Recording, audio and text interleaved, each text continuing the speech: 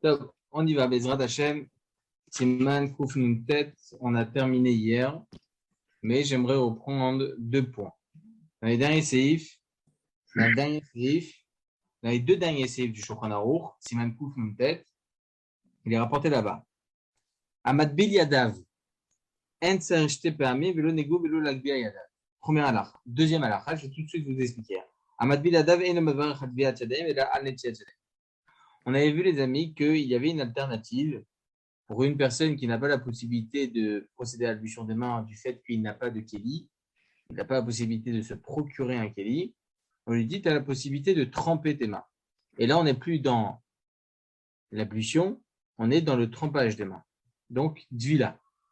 Dans la dvila, on a vu qu'il y a certains paramètres qui ont l'air un peu plus intéressants, qui ont plus, on va dire, plus de technicité, du fait est-ce qu'il faut obligatoirement une quantité minimum pour pouvoir tremper les mains dans cet étang, etc. On avait déjà tout développé. Là, il vient nous dire quelque chose. Celui qui va tremper ses mains, il n'y a pas besoin de les tremper 2-3 fois. Il suffit de les tremper une seule fois. Deuxièmement, il n'y a pas besoin de les essuyer. Troisièmement, il n'y a pas besoin de les soulever. C'est intéressant. On va essayer de comprendre pourquoi. Deuxième halakha et dernière halakha, il y a écrit ici dans le Shulchan Aruch que celui qui va tremper ses mains et ne procède pas à l'ablution des mains normale devra faire la bracha initiale, al netilat yadayim, et non pas al dvilat yadayim. Ce qui n'est pas l'opinion du Rama. Le Rama, il dit qu'effectivement, il y en a certains qui pensent que non, il faut changer le nosach de la bracha, et il faut dire al dvilat yadayim. Al dvilat yadayim. D'accord? Ou bien ashtifat yadayim. Et il dit, le Rama, il conclut en disant, vechanika. Comme ça, on devra trancher la halakha. Donc, machlokes entre le Shulchan Aruch et le Rama. Là, la évidemment, on gardera al netilat yadayim. Mais pour le moment, j'aimerais essayer de comprendre ces 3 paramètres pour une personne qui a trempé ses mains. Premièrement, il lui suffit de tremper une fois. Deuxièmement, il n'y a pas besoin de les essuyer. Et troisièmement, il n'y a pas besoin de les soulever. On va essayer de comprendre ça ensemble. Alors, pour quelle raison il faut un minimum, lorsque l'on fait netilat yadayim normal, il faut un minimum de 2 fois. Alors, vous allez voir, dans certains poskim, vous disent qu'il suffit de faire une fois. Mais quand est-ce qu'il suffit de verser une seule fois sur la main? Lorsqu'on a versé une quantité plus qu'un révit. Lorsqu'on est moins que cette quantité, alors on devrait être marqué de faire minimum 2 fois. Et après, le minax, c'est de faire 3 fois. Mais si on doit comprendre la raison d'être de cela, pourquoi? Pour quelle raison? Alors écoutez bien, les amis. Écoutez bien. Vous avez dit qu'on peut faire 2 fois moins d'un révit, c'est ça, que les 2 font un révit? Exactement. Ah, d'accord, ok. C'est pas obligatoire de faire un révit d'un coup. Ah, c'est pas comme la bouteille d'eau, quoi. Non, il faut qu'il y ait une quantité dans ce réceptacle où il y a un révit. D'accord? D'accord? Est-ce que, techniquement parlant, je peux verser directement un révit? C'est ça la question. Est-ce que, techniquement parlant, je peux verser un révit? D'accord. Même si je fais moins qu'un révit, la deuxième fois, la troisième fois, c'est bon. D'accord, ok. D'accord? Oui. Alors, pourquoi donc on verse 2 fois minimum? On a tous la coutume de faire 3 fois. Hein. Au prochain, on le fait tous. Mais, logiquement, il nous aurait suffi de faire 2 fois si on ne verse pas un révit. Pourquoi? Parce qu'il se peut que lorsque j'ai versé l'eau, mes mains se sont réimpurifiées par cette eau-là. Mes mains sont impures, mes mains vont rendre impure l'eau, et donc c'est possible que cette eau-là maintenant elle est impure. Donc je ne peux pas faire un excès. Ça ne s'appelle pas un netilat qui est pour le coup potable. D'accord? Alors Chachamim, qu'est-ce qu'ils nous ont dit? Ils nous ont dit verse encore une deuxième fois. D'accord? Verse une deuxième fois. Grâce à cette deuxième fois-là qui va permettre à ce que l'eau qui s'est impurifiée va se purifier. Vous m'entendez bien, les amis, hein, on est bien d'accord? Très bien. Alors, regardez ce qui est dit le Mishnah Berurah. Ça veut dire quoi que l'eau elle s'est impurifiée? C'est-à-dire que si par exemple j'ai versé l'eau par exemple et que l'eau ensuite elle va d'un côté ou de l'autre, c'est ça? C'est une question du sens de l'eau ou même pas? C'est une question que l'eau, elle peut couler sur le reste de ma main et que cet endroit-là, donc c'est devenu impur. Je vais vous lire les mots pour que ce soit compréhensif. La halakha nous dit la chose suivante. Im shofech al yadav revi'it bevatachat. Si on verse dans chacune des mains un revi'it, donc la quantité d'un revi'it, on le fait tous à peu près, hein. Mais Ikaradin, selon la loi stricte, il suffirait de verser une fois, c'est largement suffisant. Au Mikol Makom Inahagenu Litol Shalosh Pamim. Et notre coutume, c'est de verser 3 fois. Donc, comment on doit le faire? On devra prendre le kili de la main droite, ensuite le donner dans la main gauche, etc. Il vient nous apprendre ici, les Mefarshim, que lorsque je verse moins que la quantité d'un révit, Chachamim nous ont dit qu'il faut faire au minimum une deuxième fois. Pour quelle raison? Il nous dit ici, car lorsque l'on va soulever les mains, l'eau va descendre et c'est possible que ça va réimpurifier ma main. Je vous lis les mots. C'est une misva. Et écrit comme ça à Maseret Sota, dans le tour, dans le Shulchan Aruch qu'on verra Bezrat Hashem une semaine pour sa mère bête, qu'il faut soulever les mains après avoir fait Nityash Yadayim. Pour quelle raison? Il y a écrit comme ça, Gazru Chachamim Tum'a ala Yadayim Mishum She'en Askaniot. Chachamim, ils ont dit que les mains, elles sont impures parce que nos mains, elles sont, voilà, elles se baladent. Mais la reine, c'est le taharam bervit maï. Et donc, il faut les purifier avec un réveil d'eau. Et il faut, et tser l'étoile, jeter par amim al 2 fois. À la base, ça aurait été 2 fois. Pourquoi? Des bishvicha rishona, metaer yet yadav. Car lorsque l'on va verser la première fois, ça va venir purifier les mains. Avala maïm atzmam tmei même. Mais l'eau, c'est nos mains, elles sont propres, elles sont pures. Mais maintenant, c'est l'eau qui est devenue impure. Logiquement, Nahon, c'est l'eau qui est devenue impure.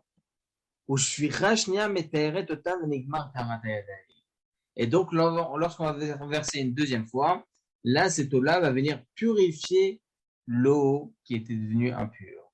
Et là, maintenant, tout est pur. Tout est pur. Une eau pure qui va purifier une eau impure, tout va devenir pur. L'ami de mon ami, c'est mon ami. Le même principe. D'accord? C'est bien ça, hein, que je ne me trompe pas. C'est bon, ça passe. La fameuse. Donc, c'est le même principe. Lorsque ce liquide-là va pouvoir purifier un autre liquide qui était impur, les deux, ils restent purs. D'accord? Ça, c'est la halakha. En tout cas, c'est ça la raison pour laquelle on fait 2 fois. On a la coutume de faire 3 fois. On verra Bezrat Hashem pourquoi aussi. On verra ça plus tard, Bezrat Hashem. Mais en tout cas, pour le moment, pourquoi je vous ai introduit par cela? Parce que écoutez bien. Ce qu'il nous dit ici, il dit ici le Mishnah Berurah, écoutez bien. En tzarech shte pa'amim. Il n'y a pas besoin de verser 2 fois, de tremper les mains 2 fois, lorsqu'on va tremper les mains. D'école, elu etzrichu mishum denitmeu amayim kshebo al-yadav. Parce que tout le problème, à la base, lorsque l'on verse, parce que la première eau que l'on va verser sur les mains va devenir impure à cause des mains. Les mains, ils vont être pures, mais l'eau, elle va être impure. Et lorsque l'on trempe les mains, c'est différent. Pourquoi? Aval bidvila lo shayarze. Mais lorsque l'on trempe les mains, ça n'existe pas. Pourquoi? Parce que, étant donné que maintenant on est dans un étang d'eau qui est assez large, etc., c'est que lorsque l'on verse l'eau, c'est-à-dire l'eau peut devenir impure. Mais là, étant donné que mes mains ils sont dans l'eau directement, il n'y a plus rien. Tout s'est purifié, tout s'est annulé. C'est pas une quantité d'un réveil d'eau qu'il y a dans cet étang, c'est beaucoup plus. Donc, en soi, mes mains restent impures. L'eau est devenue impure. Non. Lorsque j'ai versé un réveil, on a vu sur la halakha, un réveil, ça aurait suffi. Ok? Selon le Ikaradin, il n'y a même pas besoin parce que même l'eau, elle restait pure. Plus qu'un réveil, même l'eau, elle reste pure. Donc, lorsque je trempe mes mains logiquement parlant, plus qu'un réveil, donc il n'y a même pas besoin de se tremper 2 fois. D'accord? Et d'ailleurs, écoutez bien, hein, ce qu'il nous apprend ici, dans la linéa 66, pour ceux qui l'ont, les amis, dans le Meorot. Meorot à Mizrar, page Nunbet, avec 1 point. Il est écrit comme ça. 66, la linéa 66. Oula makaf hachaim katav, שעל פי דברי האריז"ל שיש טעם בסוד לנטיית ידיים 3 פעמים ושפשוף 3 פעמים והגבהת הידיים כנגד הראש, החינם מבטבילת ידיים אין לחסר דבר, כדי שיבואו הדברים על מתכונתם. ועל כן צריך להטביל ידיו 3 פעמים ולשפשפם 3 פעמים ולהגביהם כנגד ראשו, ואחר הברכה יורידם ונגבם. וכן מבואר בבן איש חי וההלכה ברורה, כתב כדעת מרן והביא דברי האריז"ל בשם יש אומרים. Il dit le Kafachem quelque chose d'intéressant. Selon l'Arizal, nous on a trouvé la technique, la compréhension pour quand on verse 3 fois l'eau pour venir purifier, etc. L'eau qui est devenue impure. Très bien. Et le Harizal nous apprend que c'est plus haut que ça. C'est plus grand que ça. Il y a des raisons kabbalistiques dans tout ça. Donc, Kafachem, il dit, étant donné qu'il y a des raisons kabbalistiques au sujet du fait qu'on doit tremper 3 fois, qu'on doit verser 3 fois, hein, par extension, même lorsqu'on va tremper les mains, il faut essayer de le faire 3 fois. Il faut aussi les chef. Selon le Harizal, c'est important de faire comme ça avec les mains après Netilat Yadayim, ok? Comment on appelle ça? De les essuyer. Non, pas spécialement les essuyer. frotter, pardon. Les frotter, Chazal. Frotter les mains comme ça. Et ensuite, même lever les mains à côté de la tête. Pas au-dessus de la tête, à côté de la tête. Ça, selon le Harizal, ces 3 choses-là sont importantes. Donc, par extension, il vient nous apprendre le Kafachem. Il n'y aura donc aucune différence selon la Kabbalah si une personne va tremper les mains ou bien faire l'ablution des mains standard. Donc, selon le Kafachem, c'est important de faire attention à cela. Comme ça, c'est rapporté dans le Ben Israël. Mais le Halakha Broua, du Rav David Yosef, et selon Maran Avraham Yosef, c'est le même principe. La Halakha, comme le Pshat, il n'y a pas besoin de faire tout ça. Celui qui veut être plus formé comme l'Arizal, Bechavot. En tout cas, c'est pas du tout obligatoire. Halakha les Maaseh. Une personne qui va à la mer, il n'a pas d'eau. Ok, il a que l'eau de mer. On va la prendre, Bezrat Hashem, l'eau de mer exclusivement. On ne peut pas prendre l'eau de mer et faire un Netilat Yadayim. Ça aussi, on va l'étudier. Halakha les Maaseh, on pourra tremper les mains. Il suffit de les tremper une seule fois. Celui qui va être plus formé comme l'opinion du Harizal, le Kafachem Ben Ishraï, alors il trempera 3 fois les mains. Il frottera les mains comme à son habitude après Netilat Yadayim, lèvera les mains au-dessus de face à sa tête et faire la bracha de Al Netilat Yadayim de cette façon. D'accord? Voilà pour ce qui est de cette halakha. Deuxième halakha que je voulais redévelopper très rapidement. Maran Ashkono dit que la bracha restera, même si on trempe les mains, on s'arrêtera à Netilat Yadayim. Le Rama il est cholek. Le Rama il dit différemment. Alors, il y a écrit comme ça dans le Mishnah Berurah. Le Rashba il vient nous apprendre que la bracha c'est quoi? Baruch ata Hashem.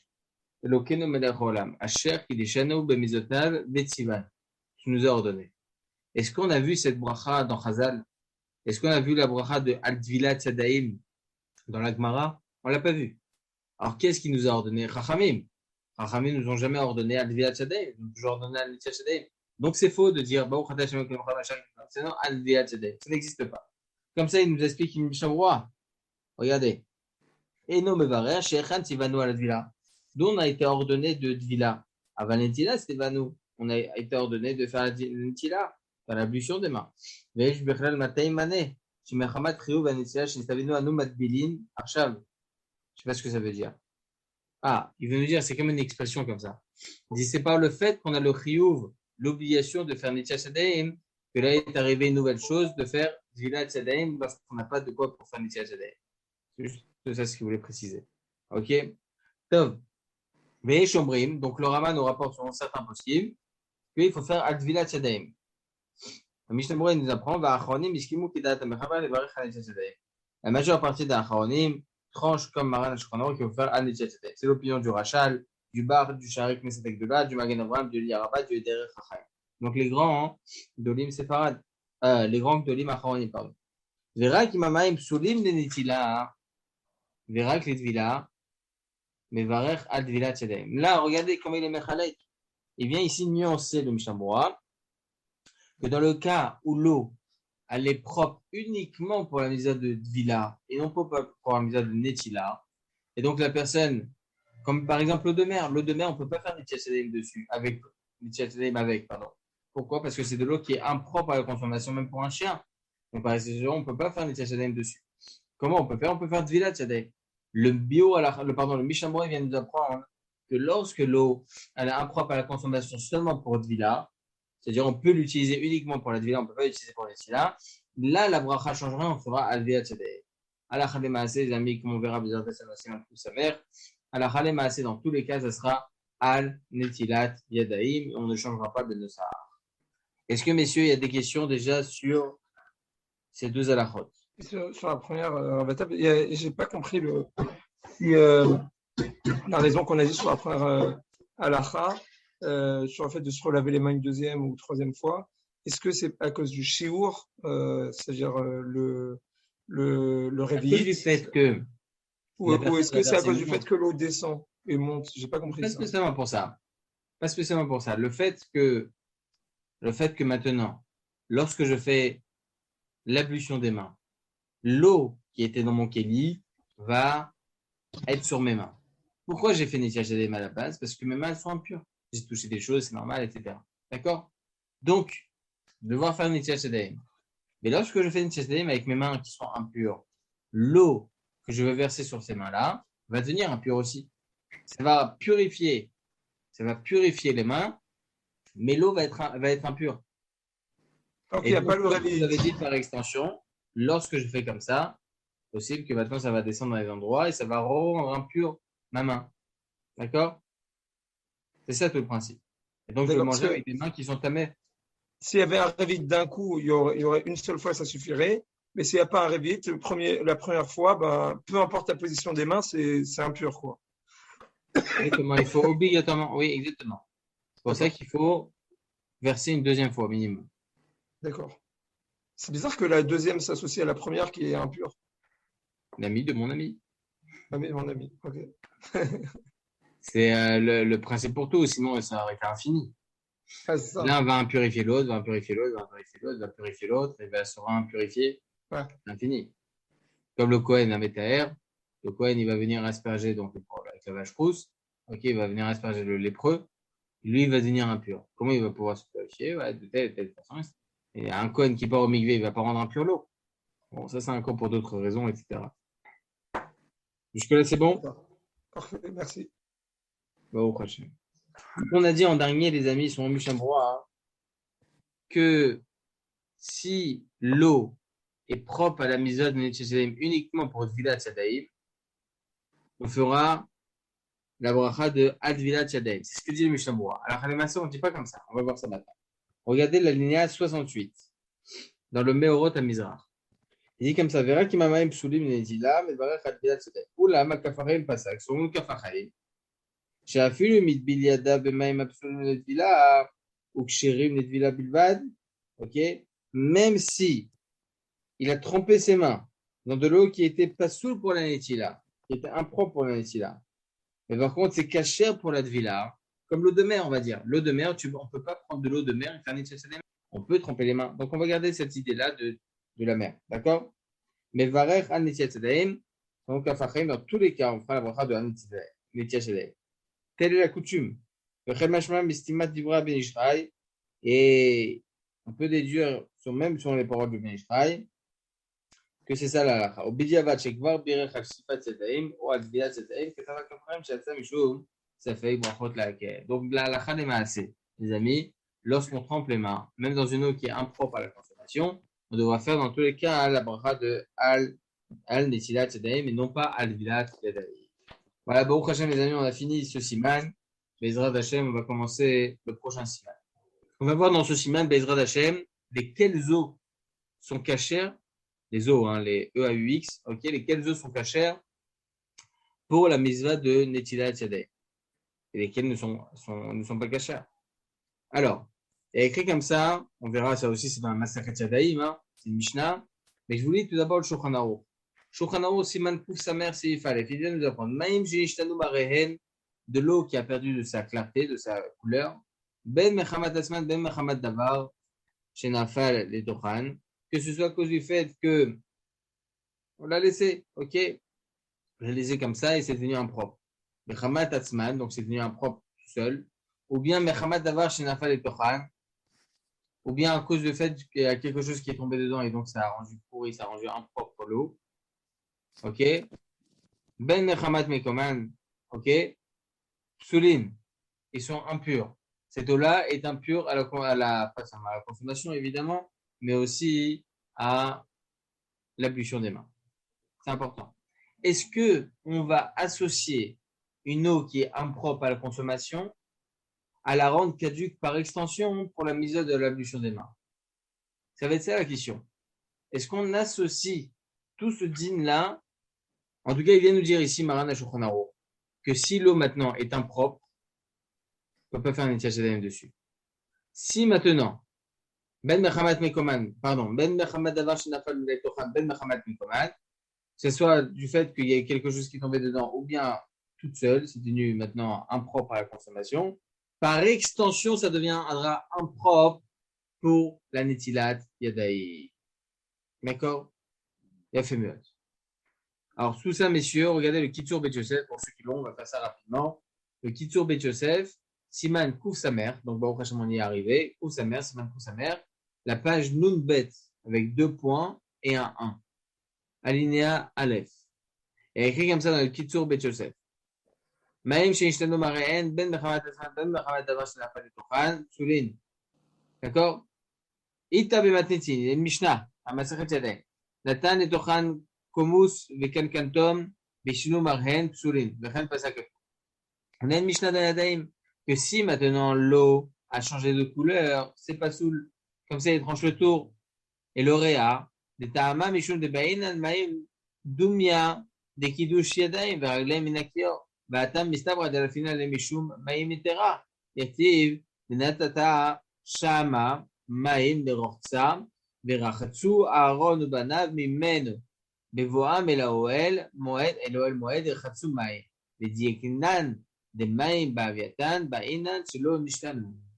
Il nous apprend ici du verset, un verset qui est rapporté dans Shmot, écrit comme ça, ונתתה שמה מים לרוחצה, là on parle de toute la purification du Kohen. Les Rachatsu Aaron ou Banav Mimenu, donc les Bnei Aaron et Aaron eux-mêmes ils se sont purifiés. Bevoam el Oel Moed, Yirchetsu Maim. Lorsque on arrive au El Moed, ils devront se laver avec de l'eau. On apprend de là des Maim Ba'aviatan Bainan. Il faut que ce soit de la vraie eau. Shelo Nishlanu, qui n'aura jamais changé. D'accord? Donc ici, c'est ce qu'il vient de nous apprendre. De l'eau qui n'est pas visible, c'est-à-dire qu'on voit vraiment que c'est totalement opaque, ok, à cause de la chaleur, etc., ou bien du fait qu'on a fait tomber quelque chose à l'intérieur, cette eau-là est impropre pour la misva de Netilat Yadaï. Voilà les amis, est-ce qu'il y a des questions? C'est bon? Non. Est-ce qu'il y a des questions extérieures au shiur, les amis? Bezrat Hashem, j'aimerais plus développer ce sujet. Et étant donné que ce CIF Aleph, là, on peut bien le développer pour bien comprendre ce din de consommation Netilat Yadaim sur cette eau-là qui est inconsommable. On va Bezrat Hashem bien développer le sujet pour que Bezrat Hashem en puisse kiffer. Donc c'est pour ça que je ne voulais pas l'abréger maintenant. D'accord? Est-ce que, messieurs, il y a des questions extérieures au shiur? C'est bon? Et se retrouve à tous, les amis.